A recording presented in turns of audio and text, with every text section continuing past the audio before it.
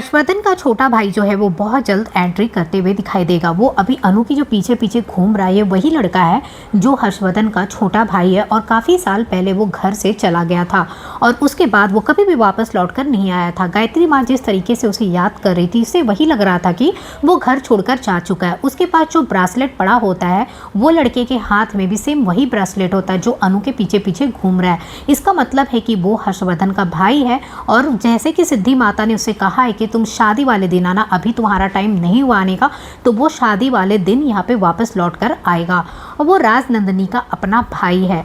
आने वाले एपिसोड में आप देखेंगे कि इधर जो है आर्या सर बहुत ज़्यादा परेशान हो रहे हैं। आर्या सर को लग रहा है कि जलंधर शांत बैठने वाला नहीं है, वो कुछ ना कुछ जरूर करेगा। तो यहाँ पे झंडे आते हैं और झंडे को भी वो ये बात बताते हैं। तो झंडे कहते हैं कि आप परेशान मत होइए, हम लोग देख लेंगे कि और जलंधर कुछ भी नहीं कर पाएगा, क्योंकि शादी वाले दिन भी वो कुछ ना कुछ करने की ज़रूर कोशिश करेगा, पर उसके जो भी करने का जो वो कोशिश करेगा ना, सब में वो नाकाम हो जाएगा।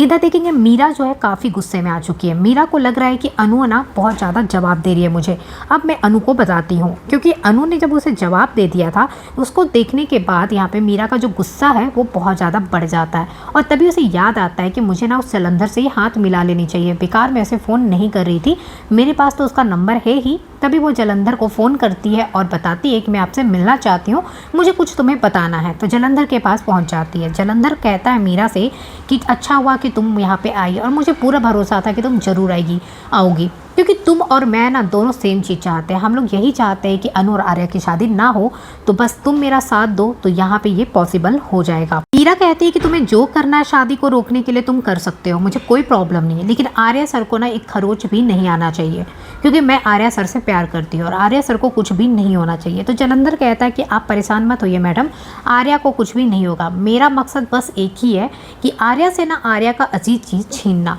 बस उसके अलावा मुझे आर्या से कुछ भी नहीं चाहिए। और इतना कहते हुए वो मीरा से कहता है कि आप परेशान मत होइए, अब जैसा चाहती है वैसा ही होगा, बस ये शादी तो मैं होने नहीं दूंगा, आपको मेरा साथ देना पड़ेगा। मीरा कहती कि आपको जो भी मेरी मदद चाहिए मैं करने को तैयार हूँ, बस ये शादी आप रोक दीजिए। उसके बाद मीरा वहाँ से चली जाएगी। फिर जलंधर या मनी मन कहता है कि आर्या तुमने जिस तरीके से मेरी ज़िंदगी बर्बाद की ना, मेरा सब कुछ छीन लिया, उसी तरीके से तुमसे भी ना तुम्हारा वो सब छीन लूँगा जो तुम्हें बहुत ही अजीज़ है। और यहाँ फिलहाल वो अनु को छीनना चाहता है, क्योंकि आर्या जो है वो अनु से बहुत प्यार करता है और जलंधर चाहता है कि आर्या से ना अनु को दूर कर दूँ, इसलिए वो अनु को दूर करने के लिए पीछे पड़ा हुआ है। दूसरी तरफ देखेंगे कि आर्या सर जो सिमरन से फ़ोन करते हैं और सिमरन से फ़ोन करने के बाद प्लान बनाते हैं कि वो अनु से मिलने उसके घर पे आएंगे। घर में जहाँ पेंट का काम चल रहा होता है आर्या सर वेश बदल कर आते हैं, तो अनु सोचती है कि पेंट करने वाला आ गया है और वो अंदर आने के बाद जानबूझकर अनु को परेशान कर रहे होते हैं। तो अनु सोचती है कितना बदतमीज़ है। उसके बाद वो उसे पकड़ लेते हैं और उसके बाद वो अपना जो पर्दा है वो हटाते हैं जो वो लगा कर आए थे।